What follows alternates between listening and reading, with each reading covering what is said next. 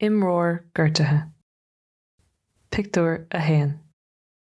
I pictiúr a Haon tá cluiche amáníochta faoi lán seoil idir scoil Chaitriona agus Coláiste Óin.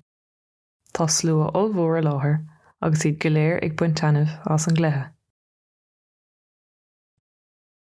Ag an buinte seo tá an lámh an uachtar ag scoil Chaitriona agus tá siad 2 chúlín chun tosaigh ar an bhfoireann eile. Tá gansaithe, brístí geara agus clogad ágaitheamh ag na himreoirí. Pictiúr a 2.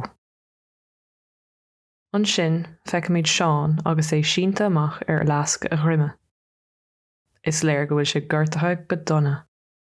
Tá chosúlacht ar an scéal go bhfuil a chos briste.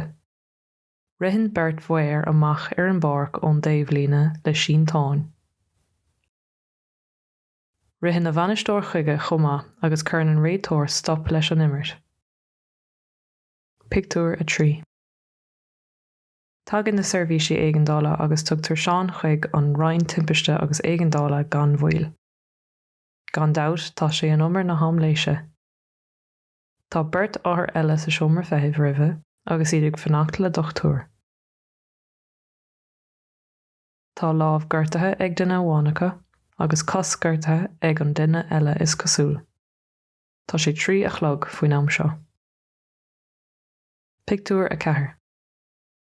Anois tá sé 5 a chlog agus níor tháinig aon dochtúr go fóil. Ní mónas ásta tá bainisteoir Cheán agus déanann sé garrán faoi seo leis an manaltra. Tá dromhhuail ar Cheán bocht fós. Pictiúr a 5. I pictiúr a 5 feicimid Seán i mbun chomhrá leis an dochtúr. Tá spáineann an dochtúr ag sca de chos Cheán dó. Dar leis an dochtúr tá a chos briste go donna agus for réir beidh ar Cheán sas fada a ghlacha ón imáníocht. Tá Seán críomh-riste faoi seo. Pictiúr a 6. Tá Seán bocht ag seisiún tréanála agus cuma bhrónach air. Beidh ar 5 mhí a chaithimh ar an taobh líne go dtí go dagan biseachar. Cad a dhéanamh sé lena chuid ama, b'fhéidir go bhfuil amóigh sé conas fiche le imirt. An créatúr. Ceistena.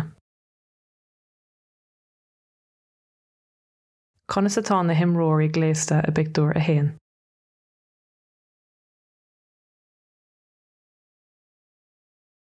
Cén chuma atá ar Cheán i pictiúr a 3.